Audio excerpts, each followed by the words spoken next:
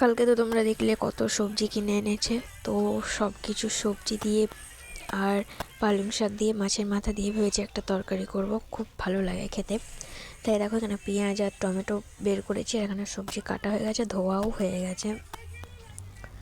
তো দেখো অনেক কিছু সবজি কেটেছি, তো মাছের মাথা দিয়ে তরকারি করব বললাম, আর কালকে যেই সর্ষে পোস্তটা বেটে রেখেছি ওইটা দিয়ে মাছের ঝাল করব। তো দেখো এইদিকে আমি মাছ ভাজা চালু করে দিয়েছি। তো বাকি যে মাছগুলো ছিল সব মাছই করে দেবো, শুধু দুটো মাথা রাখবো অন্য একদিন ডাল করার জন্য, বাকিগুলো সব করে দেবো আজকে। তো হ্যালো বন্ধুরা, তোমরা সবাই কেমন আছো? আশা করি খুব ভালো আছো, আর আমিও অনেক ভালো আছি। তো দেখো এদিকে ভাত বসিয়ে দিয়েছি আগে, আর এদিকে মাছ ভাজতে বসিয়েছি। তো মাছটা প্রায় ভাজা হয়ে গেছে, আর বাকি মাছগুলো আমি ঠিক এভাবে ভেজে নেবো। আর এদিকে দেখো মেয়ের সেদ্ধ করে নিয়েছি আগেই, মেয়ের সেদ্ধ করেছি, তারপর ভাত বসিয়েছি। তো মেয়েকে আজকে বিট দিয়েছি একটু বেশি করে, কারণ ওর শরীরটা ভালো না, তো ওকে একটু বেশি করে বিট ফিট সব এখন খাওয়াতে হবে, ওই জন্য দেখো বেশি করে বিট দিয়েছি। আর ডালটা আজকে দিইনি, আর আমাদের ভাতটা দিয়ে দেবো। আর এদিকে দেখো মাছ ভাজা ওকে একটা দিয়ে দিলাম, আর আমাদের দেখো সব মাছ এদিকে ভাজা হয়ে গেছে। তো এর মধ্যেই আমি এখন মাছের ঝালটা করব, ওই জন্য এখানে দেখো তেলের মধ্যে শুকনো লঙ্কা আর 5 ফোড়ন দিয়েছিলাম, তারপরে সর্ষে পোস্ত বাটাটা দিয়ে দিয়েছি, তারপর নর্মালি লঙ্কা গুঁড়ো, হলুদ গুঁড়ো, জিরে গুঁড়ো এসব দিয়েছি, আর নুন আর অল্প সামান্য চিনি দিয়েছি। তো দেখো এটা ভালোভাবে করে নেওয়ার পর অল্প করে জল দিয়েছি, কারণ বেশি গ্রেভি করবো না ওই জন্য। তারপরে ঝোলটা ফুটে যাওয়ার পর মাছ দিয়ে দিয়েছি। এদিকে দেখো আমার ভাতটা ফুটেও গেছে। তো এখানে মাছের ঝালটা আমার প্রায় হয়ে গেছে। এবার আমি একটু কাঁচা সর্ষের তেল দিয়ে নামিয়ে নেবো।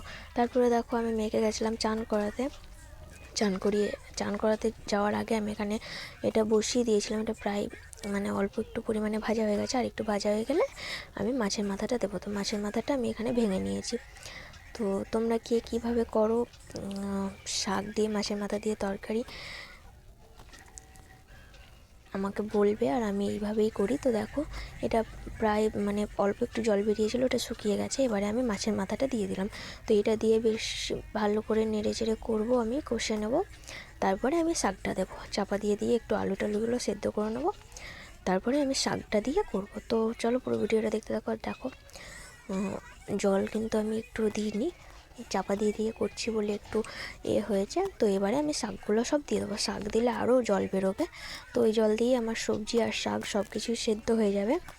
তো চলো তোমরা পুরো ভিডিওটা দেখতে থাকো, আশা করি তোমাদের ভালো লাগবে। আর জল দিলে না খেতে খুব একটা ভালো লাগে না, জল না দিয়ে হালকা গ্যাসটা অল্প কমিয়ে দিয়ে চাপা দিয়ে করলে পরে খেতে একটু ভালো হয়, বেশ ভালো লাগে খেতে। আর মাছের মাথা দিলে যে কোনো চচ্চড়ি খুব ভালো লাগে খেতে। তো তোমরা কে কীভাবে করো আমাকে কমেন্টে কিন্তু জানাবে। তো আমি এভাবেই করি। তো আমার ভিডিও তোমাদের কেমন লাগছে সেটাও তোমরা আমাকে জানাবে। তো এইভাবে চাপা দিয়ে আমি এটা করে নেবো। তো দেখো এখানে চাপা দিয়ে এটা প্রায় করা হয়ে গেছে, আর একটু নেড়ে চেড়ে আমি নামিয়ে নেবো। আর আমি কিন্তু কোনো ভাজা মশলা বা কিছু দিচ্ছি না, আমি এমনি নর্মালি করছি, শুধু আদা রসুন বাটা কিচ্ছু দিইনি, শুধু জিরে হলুদ গুঁড়ো দিয়ে করেছি। তো তোমরা করে দেখতে পারো, খুব ভালো হয় খেতে। তো চলো এবার আমি এটা নামিয়ে নিই।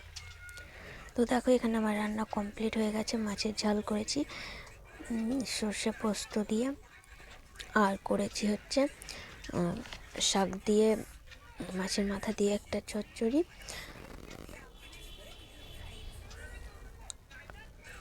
আর হচ্ছে ওই সেই বলেছিলাম না 2 আটি লাল শাক নিয়েছি, সেই 1 আটি লাল শাক ছিল, ওইটা একটুখানি হয়েছে, ওটা করে নিয়েছি, আর করেছি হচ্ছে ভাত।